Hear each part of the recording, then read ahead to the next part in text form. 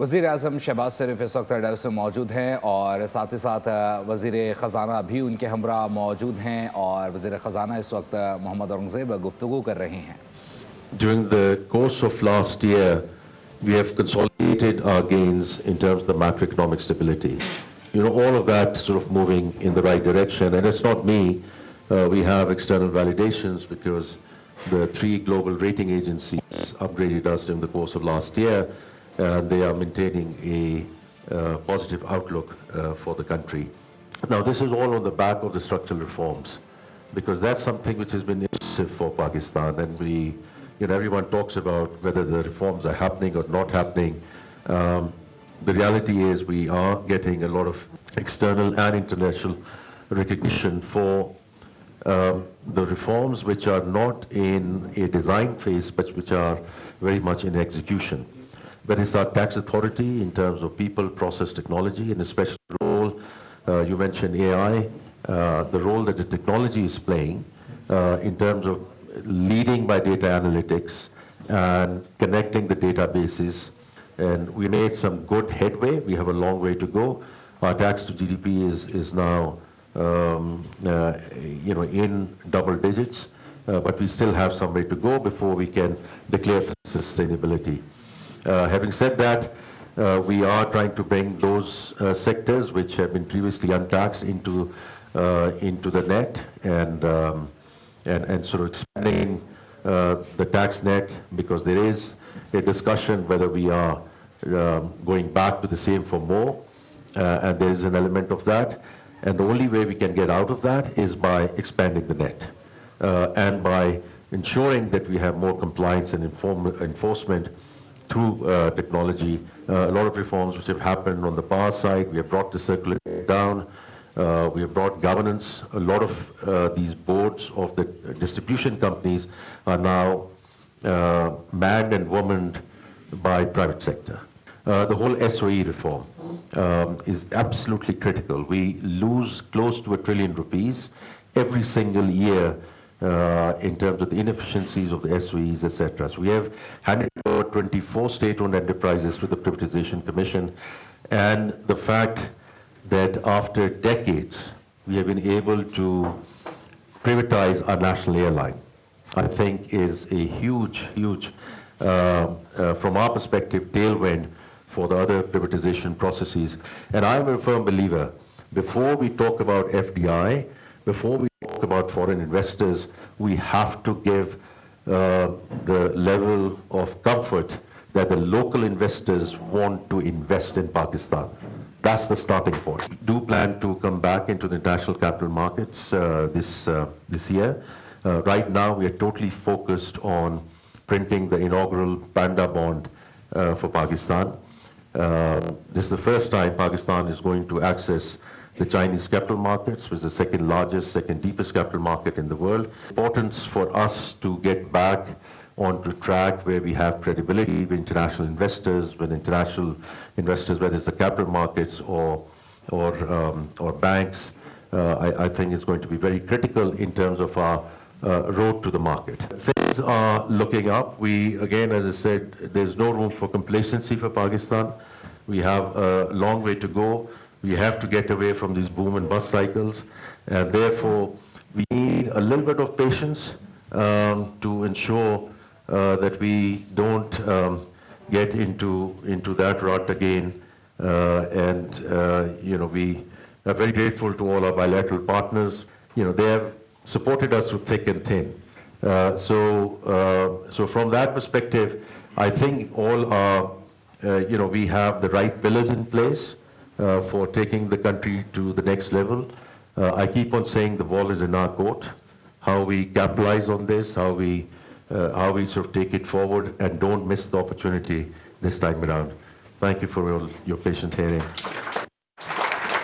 I will next ask the Deputy Prime Minister, Ishaq Dar, to say a few words. Thank you, sir. Honorable Prime Minister, fellow ministers, ladies and gentlemen, it's a great pleasure to be here after some while. I've been attending this breakfast meeting, and credit goes to Mr. Sehgal, who has been holding now 2 decades. We had very interesting discussions in the past on this forum, very useful, very informative. I won't repeat anything about economy. Prime Minister and our Honorable Finance Minister must have run you through. Now the path is towards growth, because a country having around 2.5% population growth cannot live with 2.5% or 3% growth. So Prime Minister and finance team is actively pursuing this goal, and I'm sure this is nothing unachievable. Country has shown its resilience. In 2017, we reached 6.3% growth. We had the highest foreign sector reserves, and we had very low inflation at 3.5.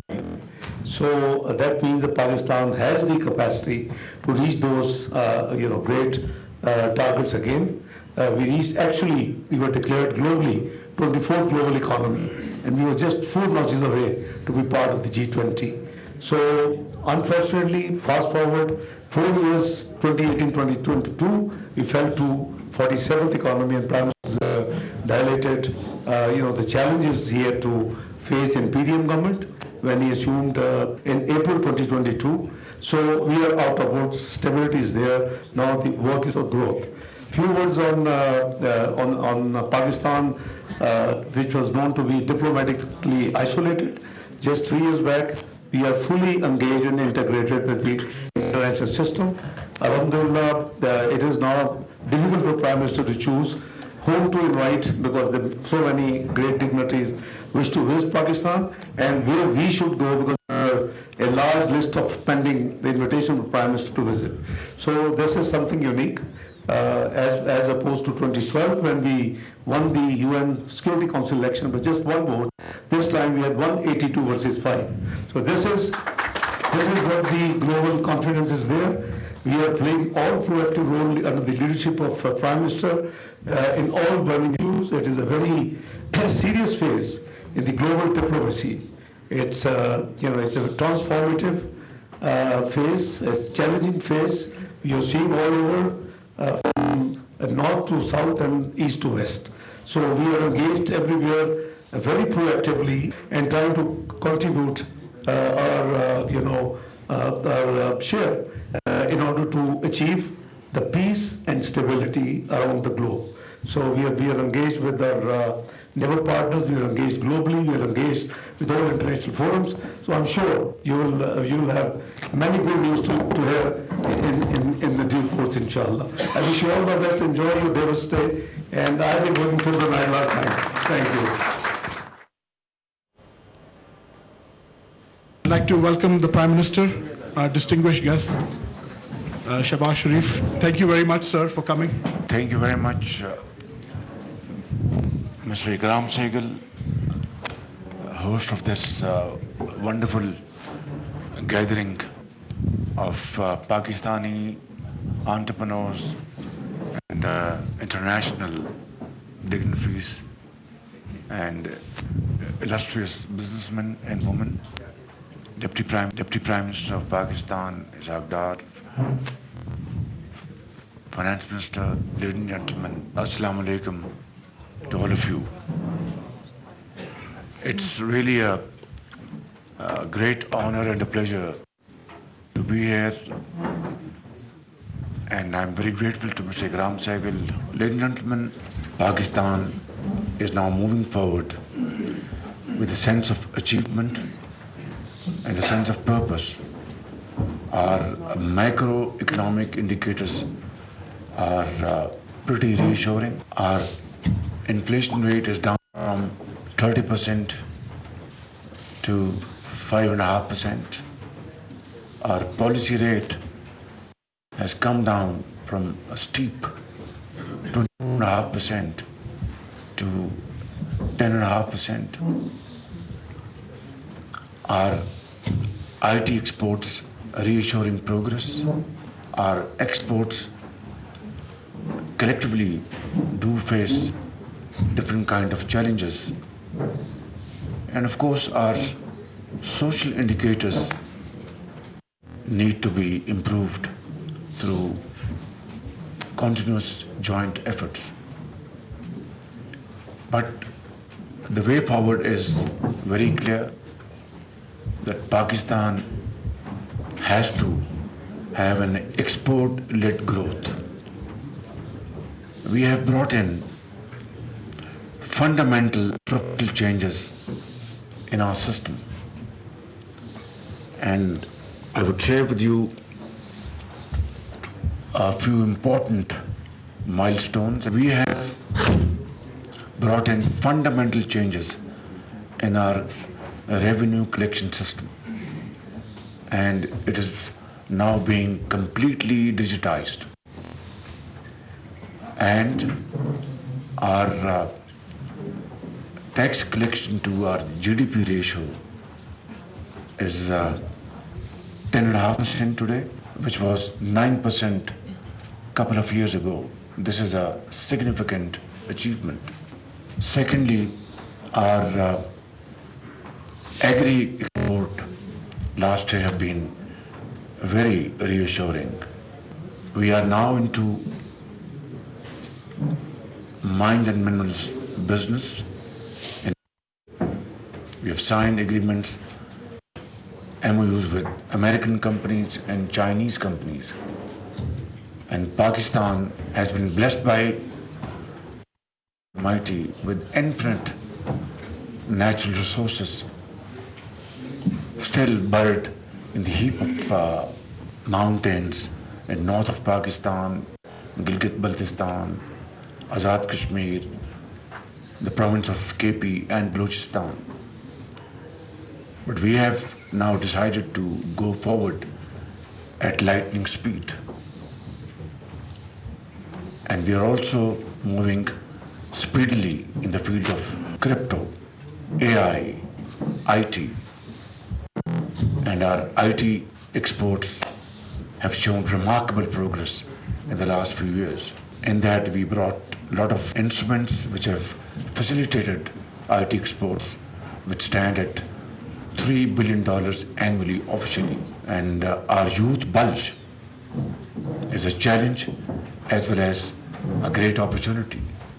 Therefore, Government of Pakistan, along with provincial governments, have come forward with many programs to empower our youth through vocational training. NEFTA is an entity at the federal level providing modern training to our youth, and those are to other parts of the world because they are highly qualified and highly trained, as I said, certified by international companies in this field. With China, we have strong economic connections, and now we have built relations with the United States. And as I said earlier on, in the field of mines and minerals, there is great hope that we are going to cooperate with each other in a big way. In counterterrorism, we are going to cooperate with each other in a big way. In IT, in AI. So I think Pakistan is at a point of time where we are going to take off rapidly in agriculture, in industry, in mining industry, AI and IT. And I think our future is very promising. I have no doubt about it. Couple of more things which should be soothing to your ears, those who believe in Pakistan's strength, that this government is moving forward with complete transparency. For example, we just had privatization of Pakistan International Airlines, which is a national asset. Unfortunately, in the last few decades, it had received setbacks, and now this has been bought by private sector in Pakistan. Its privatization has been completely transparent. Every aspect of this privatization was shown live all over the world. So the entire nation saw for the first time how transparent this transaction has been. And there hasn't been even a squeak about its authenticity, I think, which is our hallmark. We are now moving forward in other areas of privatization, outsourcing of airports, privatization of our power sector, distribution companies, transmission lines, and so on and so forth. However, this is also correct that as a result of very stringent IMF program to which we have adhered to in letter and spirit, and that's why IMF is now these days, I would say very cautiously, using Pakistan's success story as a role model in third world countries. And now we have to move forward towards growth. I'm meeting IMF Managing Director after this interaction, and we will discuss very frankly our achievements, our structural reforms, privatization, those entities which were bleeding our economy, like, for example, utility stores, which would offer substandard goods to the common man, has been completely shut down. And this bleeding is over forever. Similarly, and this has saved billions of rupees to the exchequer. Similarly, PASCO, that's been closed, saving billions of rupees of Pakistan's poor people. Similarly, PWD has been closed. There have been challenges, pressures from vested interest in the form of protest, but we were absolutely unwavering in our commitment that if we did not do this, it will not be fair to ourselves and to the people of Pakistan. So, ladies and gentlemen, this procedure is moving very rapidly. And I think unless and until we stop this bleeding of our economy through these measures, challenging as they are, our economy will not be on sound footing, no matter what we do.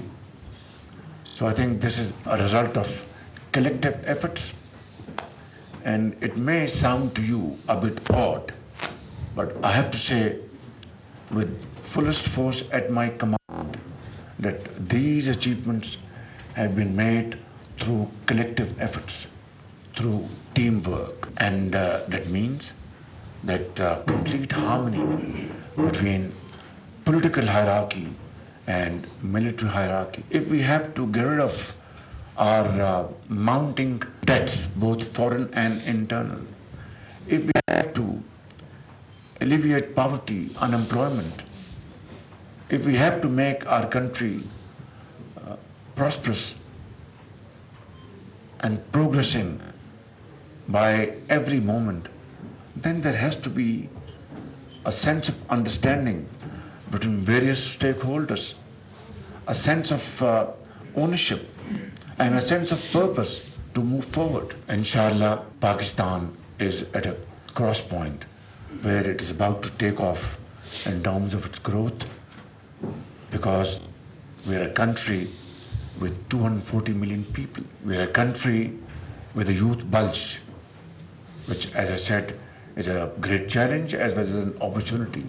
And we are absolutely committed to convert this into an opportunity by providing them all those tools and opportunities which will make our country great. We will meet challenges on the way. We'll have a bumpy road on the way. But as long we are committed to serve the country with untiring efforts and with our blood and sweat, I have no doubt that we'll see and meet our destination one day soon.